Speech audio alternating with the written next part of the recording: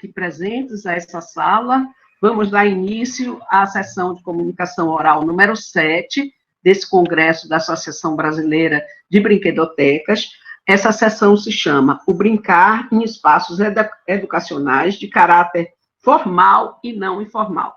Teremos 5 apresentações de 10 minutos cada, para sobrar 10 minutos finais para algumas questões pequenas. Então, a primeira apresentação será do Jonathan Aguiar, chamada Aqui Não Tem Pá, Bum e Tiro. Jogos, brinquedos e brincadeiras, possibilitando a autoria de pensamento entre crianças. Então, Jonathan, pode começar, por favor. Pode passar a sua apresentação.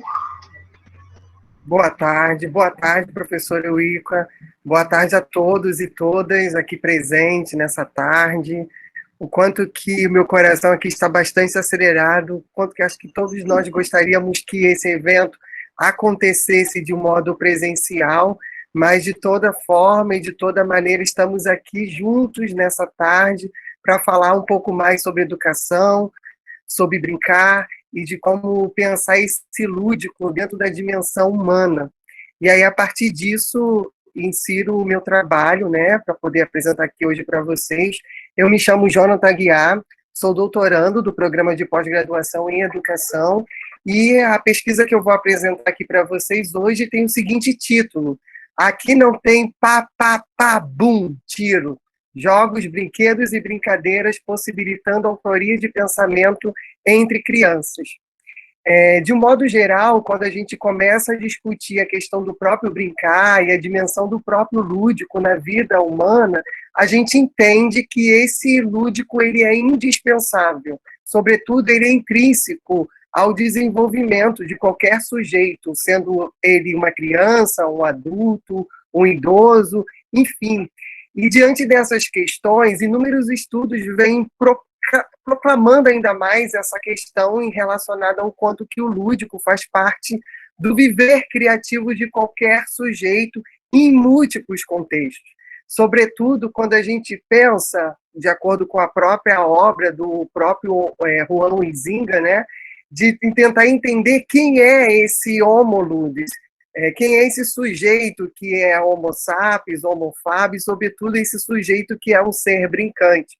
Diante de todas essas questões que eu venho trazendo de um modo introdutório, surge algumas intervenções, algumas questões que perpassa também o meu viver como sujeito, como morador de uma favela aqui do Rio de Janeiro, sou morador do Complexo da Pedreira, e, sobretudo, pela prática que eu pude exercer ao longo da minha trajetória também como professor na favela da Maré. E aí surgem duas questões norteadoras desse estudo. Seria o brincar uma forma de lidar com a não aprendizagem de crianças que estão inseridas no contexto de tiroteio? Afinal, como propiciar um espaço lúdico que consegue, de fato, lidar com essa angústia desses seres brincantes? Então, a partir disso, venho problematizando a partir dessas questões e trazendo as minhas afinidades teóricas de entender o que é esse lúdico, o que é esse brincar, possibilitando a autoria de pensamento, sobretudo, daqueles indivíduos que vivem dentro de áreas conflagradas. O objetivo desse estudo é discutir a importância dos jogos, dos brinquedos, as brincadeiras com essas crianças, com esses sujeitos, cuja existência da violência, do tiroteio, descaso do poder público, acarretando também até o pior índice do desenvolvimento humano. Eu posso afirmar, de acordo com a minha vivência, com a minha experiência, e, sobretudo, por ser favelado e morador de uma favela, eu moro em uma região aqui no Rio de Janeiro onde possui o pior índice do desenvolvimento humano, perdendo para o Complexo do Alemão. E aí, quando eu saio do contexto do Complexo da Pedreira, situado aqui no Rio de Janeiro, e vou até o Complexo da Maré, como possibilitar essa chance onde crianças podem viver plenamente esse espaço lúdico, criativo, mesmo apesar, né, das questões relacionadas à violência, ao tiroteio e as intensidades que perpassam esse próprio contexto. Sabendo que, hoje em dia, o tiro não acontece só dentro da favela. É o tiro que perpassa as nossas vidas em inúmeros contextos. Ou então dentro de um ônibus, quando você se depara na Avenida Brasil, de acordo aqui com a realidade, intensos tiroteios também, ou então um assalto dentro de um ônibus, ou então dentro de outros espaços, sabe? Então, como pensar esse brincar?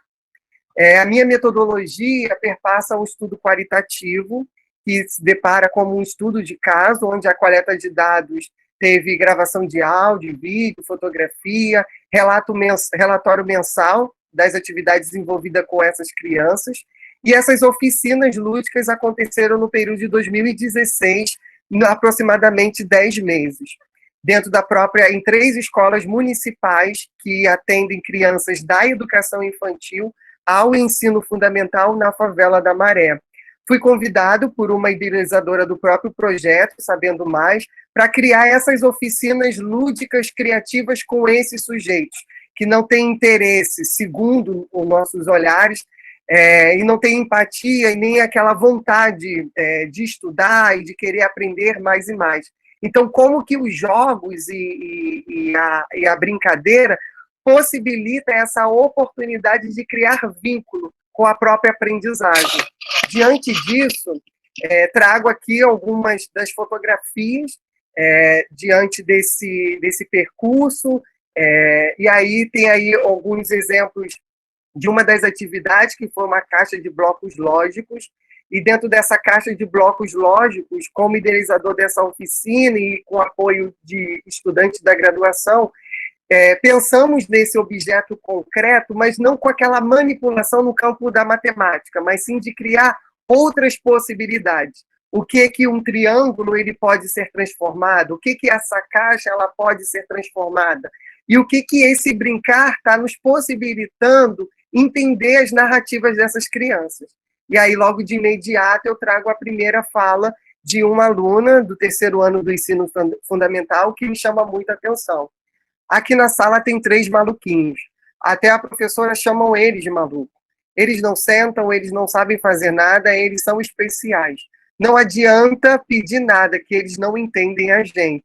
Então, diante desse relato, dessa fala dessa estudante, ao manipular esse objeto, que nesse caso se torna um objeto lúdico, nos propicia entender também qual é a relação entre professor e aluno, entre ensinante e aprendente, e, sobretudo, o lugar da interação entre sujeito e a visão que essa professora, não aqui querendo colocá-la na situação de culpabilizadora, mas de como ela reproduz determinadas falas preconceituosas, determinadas falas que não levam em consideração quem são esses indivíduos independentes dos seus limites físicos, e também utilizando um discurso chamando de 3 maluquinhos, perdendo total noção do sentido e do impacto dessas falas na vida desses sujeitos, dessas crianças.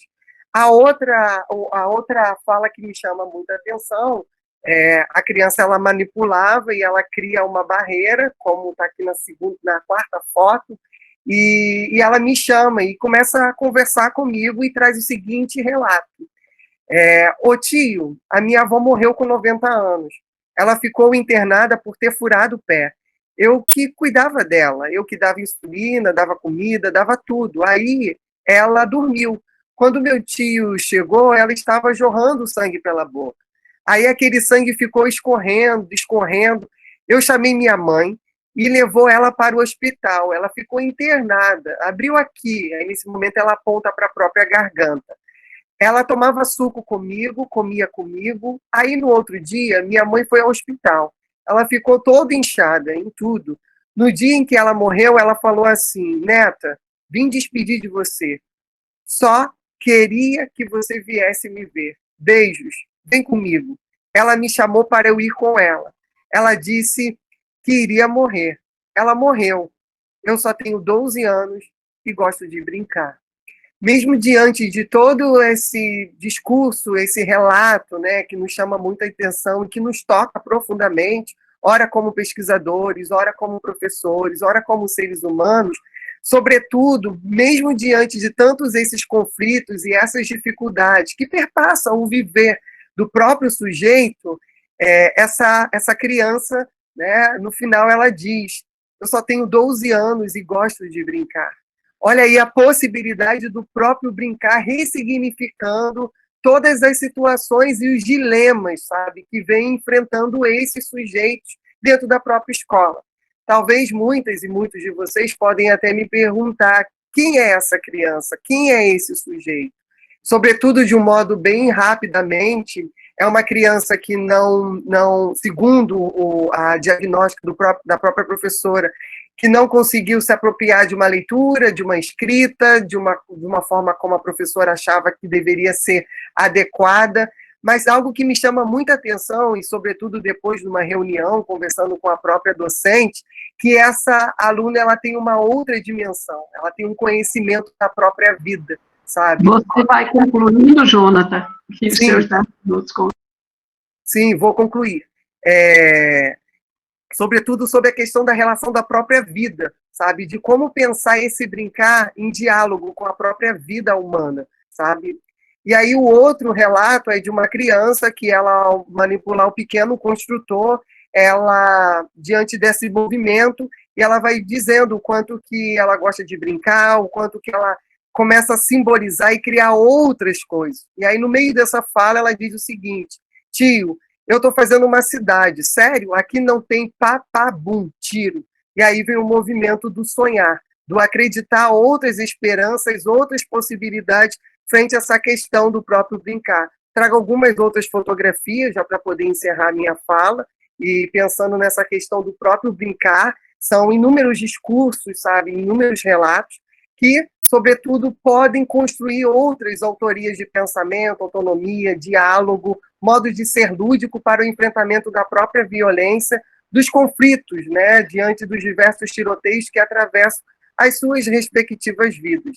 E aqui trago as minhas referências e, sobretudo, o meu livro, que se chama Educação Lúdica e Favela, Quantos Tiros São Necessários para a Aprendizagem, que foi publicado pela própria editora WK, que eu trago aqui um recorte dessa pesquisa que aconteceu e que vai nos instigando a pensar do quanto que esse brincar vai nos oportunizando a viver e, ao mesmo tempo, dizer o quanto que o brincar faz parte aqui, como o próprio evento, brincar, cuidar e educar. Ainda mais diante de um momento onde a gente vive o negacionismo do próprio governo, da luta de pessoas faveladas, indígenas e pretas, de dizer que o lúdico é insurgência, e essa insurgência perpassa o nosso viver criativo. É isso, e muito obrigado a todos que me ouviram. Muito obrigada, Jonathan. Vamos agora ao segundo trabalho, de Marcelo Jorge, Gustavo Conceição Ribeiro, Caroline Bilê Miranda, Fabiana Amorim de Almeida. Marcelo vai apresentar, chamado Brinquedo Terapêutico Aplicado por Super-Herói, um relato de experiência. Eu solicito às pessoas que vão apresentar que cumpram o horário, senão o último vai ser prejudicado, né, que não vai dar tempo. Marcelo? Olá! Tudo bem? Vou compartilhar aqui a minha tela, tá bom? Beleza! Como vão? Tudo bem? De antemão, eu já quero dizer que ninguém aqui está na sala errada. Isso aqui não é uma sede secreta dos Vingadores, mas quem está aqui falando com vocês é o Homem-Aranha. E eu venho trazer o relato que eu participei com um brinquedo terapêutico no final do ano de 2020, sob a supervisão da enfermeira pediátrica Caroline Bilê Miranda, com os ensinamentos da minha querida professora Fabiane Amorim. Eu também quero dizer que é um prazer, é uma honra imensa estar na presença de pessoas tão legais discutindo um tema tão bacana, tão importante. Eu já quero estabelecer uma relação de confiança, dizendo a minha identidade secreta a vocês. Eu me chamo Marcelo Jorge nesse universo, sou estudante de enfermagem da Faculdade Israelita Albert Einstein, estou no último semestre agora e vou falar para vocês sobre o superpoder que tem o brinquedo terapêutico. Eu começo a minha introdução falando sobre a hospitalização infantil, que retira a criança do seu lar docilar e a transfere para um ambiente, uma atmosfera totalmente diferente da que ela está acostumada. Com pessoas diferentes, com rotinas e regras. Pessoas que chegam a fazer procedimentos e aplicar medicações que trazem dor, que trazem incômodo. Até mesmo para os pais e os familiares que ficam estressados de ver a criança sentindo aquele pavor e aquele medo. Então, eu percebi que o enfermeiro pediátrico, para atender às necessidades emocionais e sociais da criança, precisa adotar estratégias que tragam à tona o empoderamento infantil, para que os pequeninos se tornem sujeitos ativos e participantes do seu processo de hospitalização. E a prática empregada foi o brinquedo terapêutico, já evidenciado como benéfico no tratamento das crianças. E a imagem do super-herói vem trazer aos pequeninos e também aos mais crescidinhos, como eu, a sensação de proteção, de encorajamento, aquele que vence as dificuldades, aquele que vem afastar o mal, que vem nos trazer o bem. Fui pensando nessa estratégia que nós aplicamos sob esse prisma, o universo do super-herói e do brinquedo terapêutico para convencer um garotinho de 5 anos de um pós-operatório, de uma ferida no seu membro inferior direito e também uma pós-tectomia, a possibilitar o trabalho da enfermagem no seu acesso venoso periférico, no membro superior esquerdo, da qual ele tinha muito medo e muito pavor e trazia sempre muita dificuldade. O objetivo é relatar essa experiência, como graduandos de enfermagem, como os estagiários, conseguiram atingir o sucesso utilizando o brinquedo terapêutico e a fantasia do super-herói favorito para conseguir fazer a administração da medicação tão necessária a esse garotinho no seu acesso venoso periférico, trazendo conforto, trazendo um pouco de diversão e muita compreensão a esse garotinho e também seus familiares. Foi desenvolvido em uma unidade pediátrica de um hospital geral de extraporte da cidade de São Paulo, e nós usamos a vestimenta do Homem-Aranha e um boneco com acesso venoso periférico idêntico ao do paciente.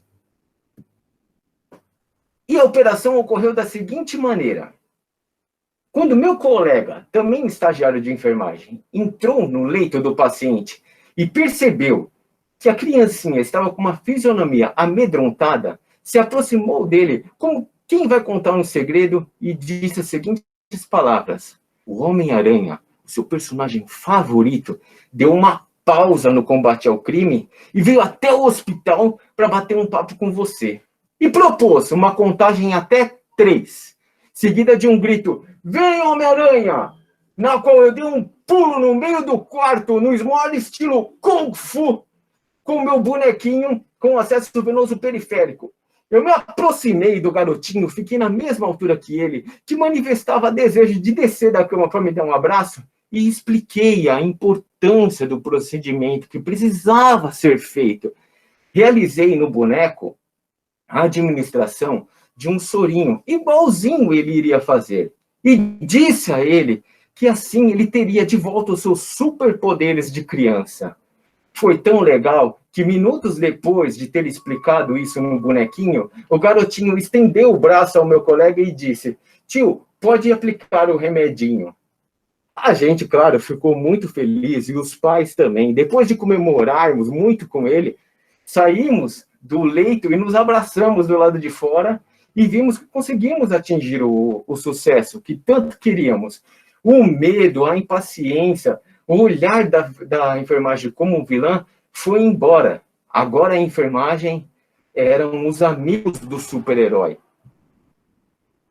Nós ficamos muito felizes e concluímos que a ideia do super-herói junto ao brinquedo terapêutico pode trazer inúmeros benefícios às crianças que estão passando por todo esse tratamento. Eu fui embora para casa muito feliz, porque a enfermagem, o brinquedo terapêutico e o Homem-Aranha conseguiram salvar o dia de uma criança.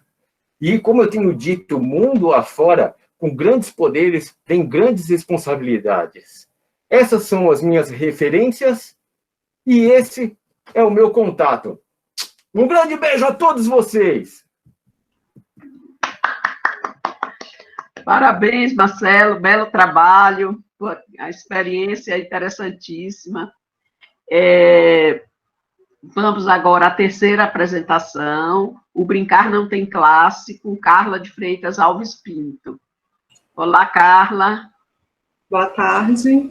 O nome do meu relato é O Brincar Não Tem Classe. Como eu já havia me apresentado, eu sou professora substituta do curso de Educação Infantil da UFV, venho passando por esses problemas das aulas online também.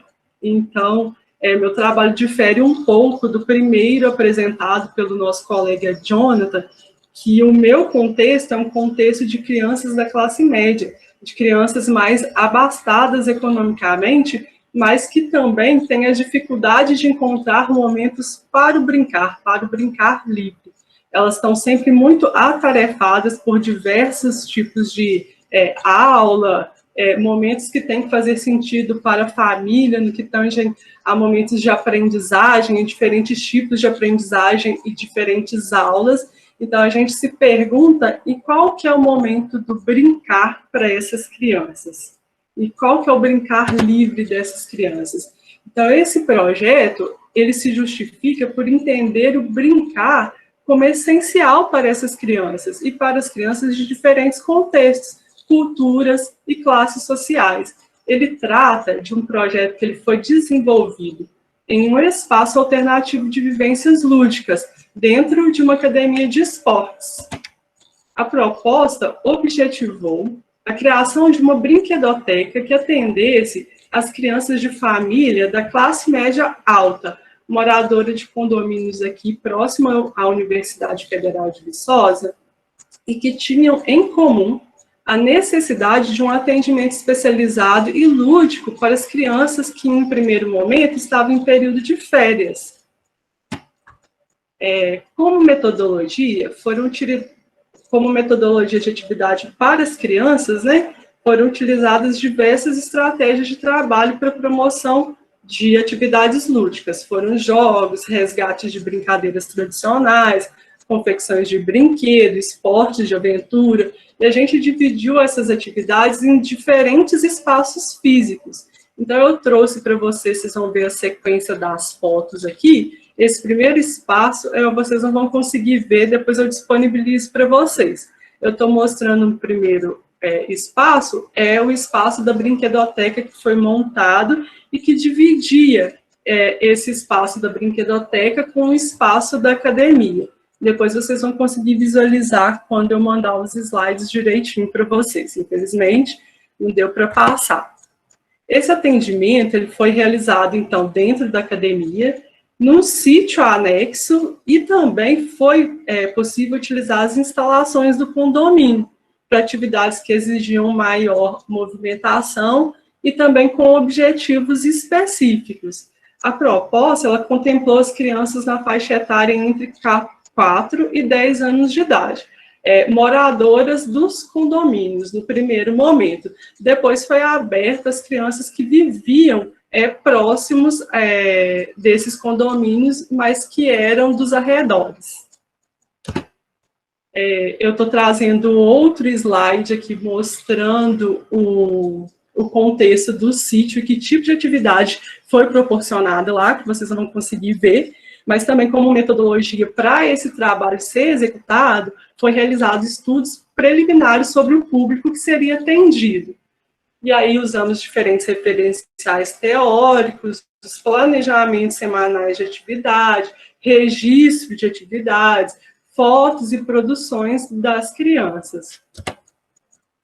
Os resultados que a gente encontrou foi o desenvolvimento da socialização dessas crianças que estavam em um contexto muito dentro de casa, muito voltado para o egocentrismo, de não ter partilha, de não ter envolvimento com outras crianças. Outro resultado foi a conscientização da importância da organização do ambiente e o cuidado com os brinquedos, com a brincadeira, com os amigos, com os colegas, com o pertence daquilo que é do outro, de entender também a importância do cuidado com as coisas, com as pessoas, e também uma integração muito grande com a natureza, a valorização de práticas esportivas e a superação de medos também, dentro das atividades que foram realizadas e contempladas. O que a gente trouxe de contribuição com essa proposta foi uma maior interação das crianças com outras crianças, das crianças com a família, porque a gente proporcionou uma integração de atividades que trouxesse a família para passar um tempo com as crianças, e que essas crianças estavam em casa, num primeiro momento, ociosas, né, em período de férias, ou então fazendo outras aulas que eram consideradas mais satisfatórias para a família, e também esse espaço se tornou muito propício para outras atividades. Então, esse espaço se tornou importante para o pós-férias escolares, então, a pedido dos pais, abriu-se por mais tempo e por tempo após férias escolares, para poder ter mais atividades que beneficiassem essas particularidades da criança, para a expressão, imaginação, usar criatividade, usar diferentes espaços para o brincar de forma lúdica. E é isso. Aí tem algumas referências que foram utilizadas e o meu contato também, que eu deixo aqui para vocês no chat. Tá ok? Parabéns. Obrigada. Agora vamos ao trabalho. A Brinquedoteca Itinerante, Desemparedando a Infância, Luciana Queiroz Rodrigues Moreira. Luciana. Boa tarde. Boa tarde. Boa tarde a todas. É uma alegria estar aqui com vocês para poder compartilhar esse trabalho, né, que eu gosto tanto do direito ao brincar, quanto do direito de acesso à natureza. Então, eu vou compartilhar aqui agora a minha apresentação. E aí, na hora que eu apresento, eu perco a imagem de vocês, né? Então, o tema da minha apresentação é Brinquedoteca Itinerante Desemparedando a Infância, que é um trabalho que eu realizo com a minha brinquedoteca, que é a Colônia do Brincar, que são com atividades, né? Eu não tenho um espaço físico, eu vou até os locais e realizo as atividades. Então, essa é a minha foto quando criança, porque eu fui uma criança brincante da natureza, então eu tive a oportunidade de brincar muito no sítio da minha família, nos finais de semana. E todo esse brincar livre, com os brinquedos não estruturados, essa interação com a natureza, isso foi tão significativo para mim, que acabou me levando para a minha profissão, que eu me formei, né, como professora de geografia, então eu sou geógrafa, me certifiquei como especialização em educação ambiental, eu também sou certificada como agente ambiental pela prefeitura aqui da minha cidade, de Belo Horizonte, e me certifiquei como brinquedista. Então, unindo todas essas minhas formações, mais a minha experiência de infância, eu tenho hoje, então, esse trabalho, que é o de agente brincante da natureza, que é para poder proporcionar às crianças do espaço urbano o direito de acesso à natureza através da brincadeira. E isso eu tenho feito com as crianças das creches públicas aqui de Belo Horizonte, porque a maioria das creches não tem área verde, são espaços cimentados, emparedados, e muitas vezes as crianças passam até 8 horas por dia nesses espaços, e elas não têm como ter acesso à natureza e à brincadeira na natureza, principalmente nos finais de semana. Então, eu falo que toda criança tem direito a uma vida saudável, em contato direto com a natureza, na qual ela possa brincar livremente e desfrutar de ambientes naturais protegidos. Devido à realidade da falta de áreas verdes nas escolas urbanas, se torna necessário o desemparedamento dos alunos para além dos muros da escola, em contexto informal, como praças e parques públicos. Então, esse conceito de desemparedamento é da Leia Tiriba. Ela tem um livro que ela fala exatamente sobre esse conceito, que o desemparedar é trazer um novo formato para o espaço escolar, tanto na relação do tempo quanto do espaço. Mas enquanto o espaço, eu vejo que ele tem que, a gente começando pelo espaço, já é uma forma muito grande de a gente conseguir contribuir para esse direito da criança brincar na natureza.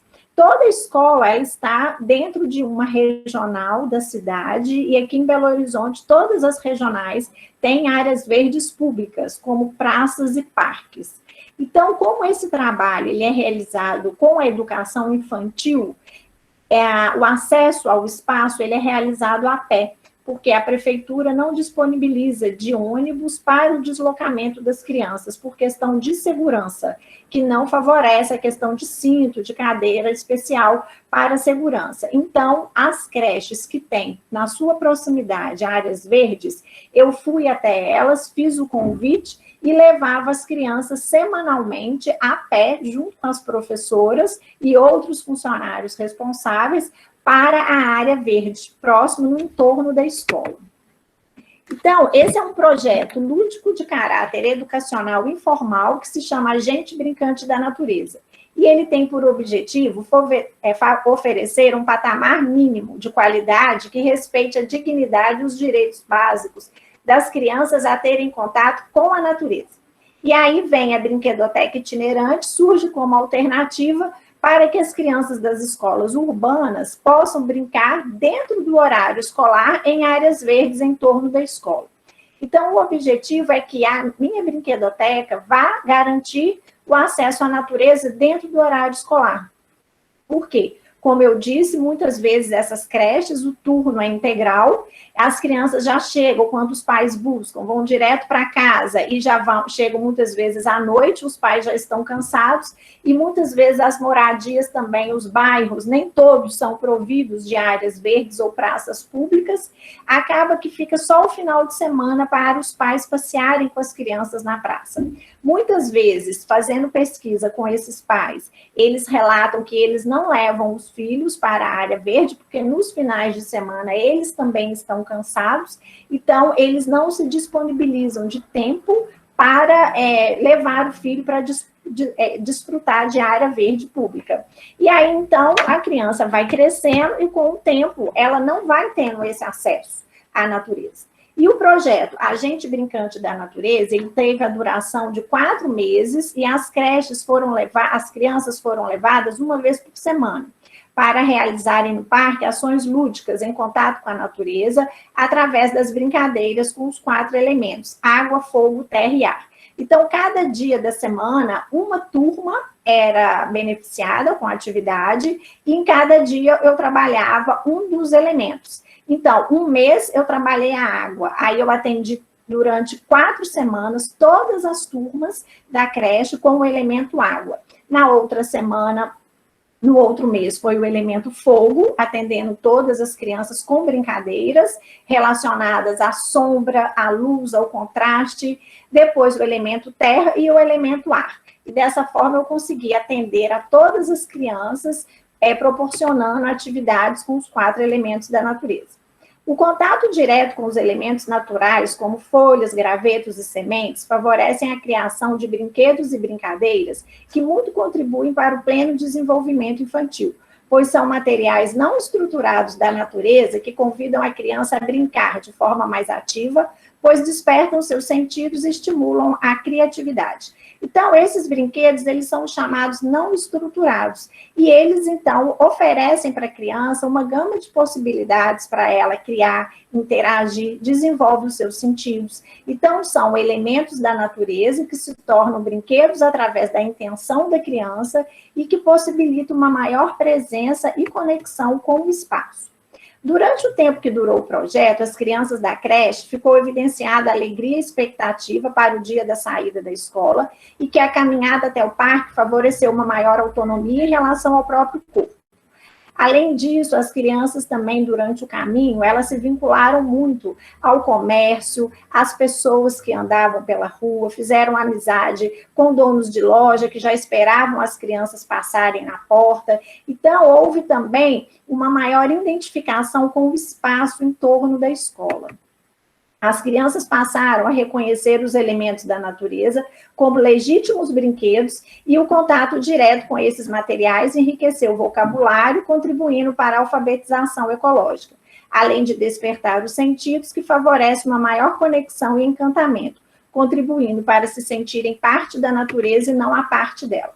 Esse trabalho, ele atende a um documento do MEC que se chama Critérios para Atendimento em Creches, que respeite os direitos fundamentais da criança. E esse documento, ele é um marco, porque ele fala que a criança enfatiza a importância das brincadeiras e contato direto com os elementos naturais em áreas abertas e públicas. Enquanto o ideal de escola verde ainda não é uma realidade na maioria das escolas urbanas, vamos trabalhando dentro das possibilidades reais de parcerias com áreas verdes em espaços públicos no entorno da escola, pegando autorização com a prefeitura. As brincadeiras ao ar livre, em contato direto com os elementos naturais, garantimos um mínimo de qualidade, que respeite a dignidade e o direito básico das crianças em contato com a natureza.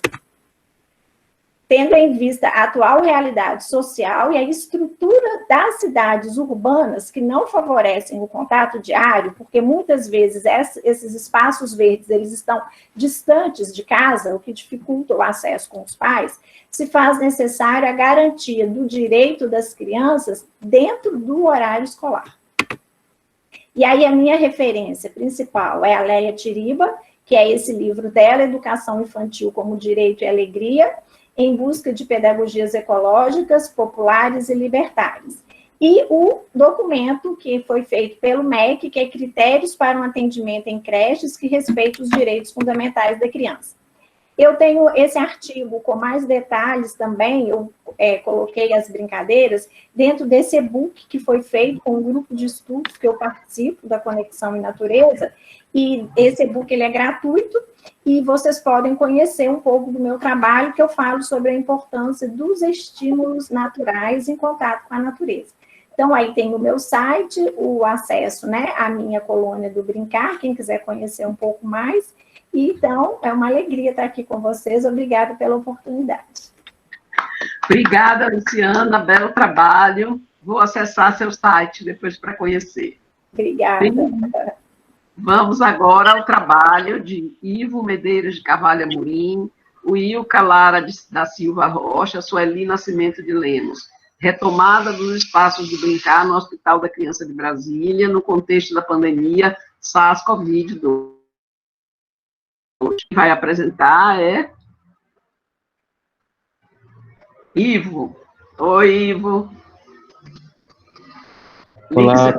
Olá, Ivo, prazer. Olá, o prazer é todo meu. Eu estou muito feliz de estar participando dessa mostra, né? Então, assim, eu sou enfermeiro de formação, trabalho no controle de infecção, e a gente trabalha com parceria, né? Eu sou do Hospital da Criança de Brasília, é um hospital que recebe muitos pacientes, inclusive pacientes da oncologia, então a gente já sabe como esses pacientes estão sensibilizados e como eles precisam de um espaço adequado para que se trabalhe, para que o espaço do lúdico e do brincar ele seja atrelado à rotina tão sofrida desses pacientes. Eu vou tentar colocar minha apresentação aqui. Então, voltando ao que eu estava falando, né, a gente, no meio desse tempo todo, a gente chegou a um vírus no hospital, e os nossos espaços de brincar, as nossas brinquedotecas, elas já existiam, mas nesse momento, eles foram fechados, né, então, assim, a orientação era que se mantivesse o distanciamento social, e o que a gente ia fazer? Quais eram os desafios?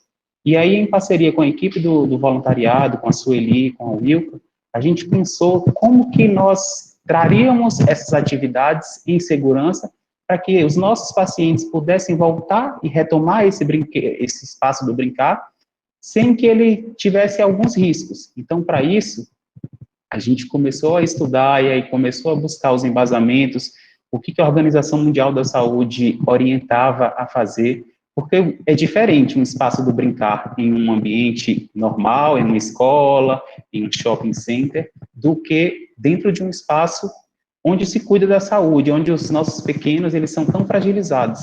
Então, a gente começou a verificar formas de trazer essas crianças para o espaço do brincar com segurança.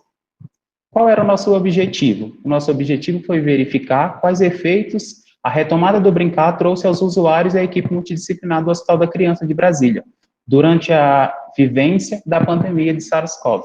Então, no início, de março até meados de julho, agosto, a gente começou a verificar que a pandemia, ela não atingia a criança como atingia o adulto, e o nosso hospital, ele aderiu a vários protocolos. Então, toda criança que chegava dentro do hospital, ela coletava RT-PCR para saber se o paciente era positivo ou negativo, e nas portas do leito, a gente identificava os leitos com sinalizar verde, o paciente é negativo para COVID, amarelo é um paciente que está em teste para COVID, e vermelho é o paciente positivo.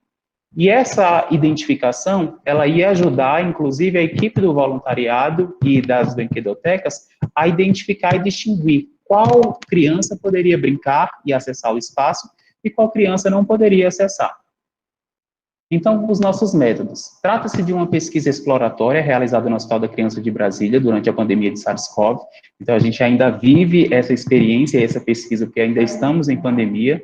Nas unidades de internação, para a obtenção dos resultados, foi utilizado questionário aberto aos usuários e equipe multidisciplinar, abordando a suspensão e retomada das atividades do brincar na unidade de internação. Então, o intuito da nossa equipe foi justamente verificar, tanto com o usuário, quanto para a equipe multidisciplinar, qual a importância de se manter ativo esse espaço do brincar. O que isso interferia na vida e no cuidado da criança. A gente sabe que as crianças dentro do ambiente hospitalar, elas já são muito fragilizadas. E aí, passou-se do momento que todo mundo tinha que utilizar máscara. Você não conseguia mais enxergar o riso do outro. Então, isso ficou muito complexo, ficou tudo muito enrijecido, tudo muito formal, e a gente queria que essa criança ela voltasse a sorrir, que ela voltasse a brincar, e com toda a segurança possível. Então, a gente estudou e criou o protocolo para que essas crianças voltassem a brincar, e como de fato agora já acontece, e aí o desenrolar da nossa pesquisa, que ainda está em curso, vai justamente de encontro a buscar os relatos de experiências vivenciados, tanto pela criança que teve o seu espaço de brincar reaberto, com todo cuidado e atenção, e quais são os nossos resultados? Os achados da pesquisa apontam que a retomada do brincar na unidade de internação trouxe aspectos positivos para os usuários e equipe multidisciplinar. Essa foto aqui a gente mostra que o voluntário que está ali para brincar com a criança, ele está paramentado adequadamente, então ele está utilizando um capote de gramatura 30, que é um capote que protege contra bactérias e vírus. O nosso colaborador está utilizando luvas, está utilizando a máscara e um protetor facial, e aí a gente tirou essa rigidez dessa vestimenta, dessa paramentação total, colocando um adereçozinho, uma imagenzinha fixada no colar e fixada no face shield desse voluntariado, para que isso trouxesse mais alegria para essa criança. Então, a gente se preocupou desde a divisão de cada pessoa, quantas pessoas podem entrar. Então, uma pessoa brinca por vez. Após finalizar esse brinquedo, essa brincadeira, esse momento, então a gente vai higienizar todos os utensílios que foram utilizados naquele momento, para que essa criança possa voltar para o leito dela em segurança e para que a gente não tenha dentro do hospital uma fonte de transmissão do vírus ou de qualquer outra bactéria. Aqui também é uma outra imagem, então a gente mostra que existe o distanciamento social, está aqui uma criança brincando, e o pai também, ele poderia entrar dentro desse espaço para colaborar e para estar ali assistindo também, e foi um momento muito prazeroso, porque a gente saiu de um momento de isolamento social, e aí a gente conseguiu compartilhar as vivências com essa criança, mas de forma segura e que não trouxesse nenhum risco, nem para a criança, nem para o hospital, que a gente sabe que as complicações da pandemia em todo o mundo foram, assim, terríveis e devastadoras, e a gente queria só trazer um sorriso para essas crianças. As considerações finais. Percebe-se com o andamento da pesquisa o otimismo dos participantes com a retomada em segurança das atividades do Brincar, considerando ter ao final desta pesquisa um posicionamento qualitativo, contendo uma ampla opinião dos usuários e equipe multidisciplinar a respeito da importância da retomada das atividades do Brincar, ao mesmo tempo que percebemos um declínio nas taxas de infecção por SARS-CoV em crianças hospitalizadas. Então, a gente percebeu também, com a evolução dessa pandemia e vivendo o cotidiano dessa doença, dessa infecção, que assim, que as crianças são menos acometidas, e quando acometidas elas trazem o vírus de uma forma ou assintomática ou de uma forma branda. Então, a gente conseguiu conscientizar os pais de que o nosso espaço era um espaço seguro e que a gente tinha interações entre o controle de infecção hospitalar, entre os voluntários, a gente tinha capacitação contínua, todo mundo que entrava dentro do espaço do Brincar era testado e tinha o seu RT-PCR negativo para COVID, então nenhuma criança suspeita com COVID poderia entrar no nosso espaço, assim como se em cada troca de criança do espaço era realizada uma higienização adequada com produtos adequados que reduziam toda a carga microbiana do ambiente. Essas são as nossas referências. Esse é o meu contato. Gostaria de agradecer mais uma vez a oportunidade de estar aqui falando para vocês. Obrigado. Parabéns, Ivo. Bom trabalho. Temos 8 minutos para encerrar a sessão. Então, eu sugiro que, se alguém tiver algum comentário, alguma pergunta, faça pelo chat, porque se a gente for dar a palavra, vai demorar muito. Então, se alguém tiver algum comentário, algum esclarecimento a um dos apresentadores, peço que os apresentadores abram suas câmeras. Aí, Laura pergunta a Ivo, na retomada da brinquedoteca, utilizaram atendimento no leito? Então, nesse momento, a gente utilizou uma caixa chamada caixa divertida. Então, a equipe do voluntariado escolhia e selecionava o brinquedo de acordo com a faixa etária da criança, disponibilizava esse brinquedo dentro do leito da criança para que ela pudesse brincar, e aí, ao final, esses brinquedos eles seriam higienizados e voltariam para outra pessoa.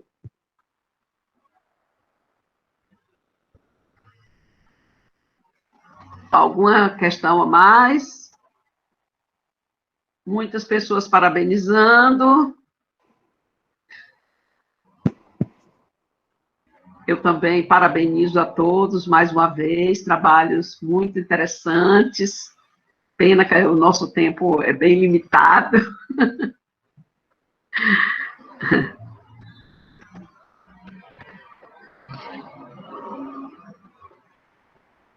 Bem, se não tem mais nenhuma pergunta,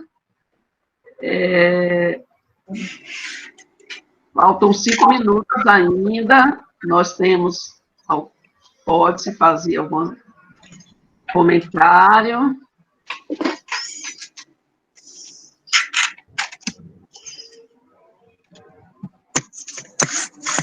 Jonathan, eu vou fazer uma pergunta para você.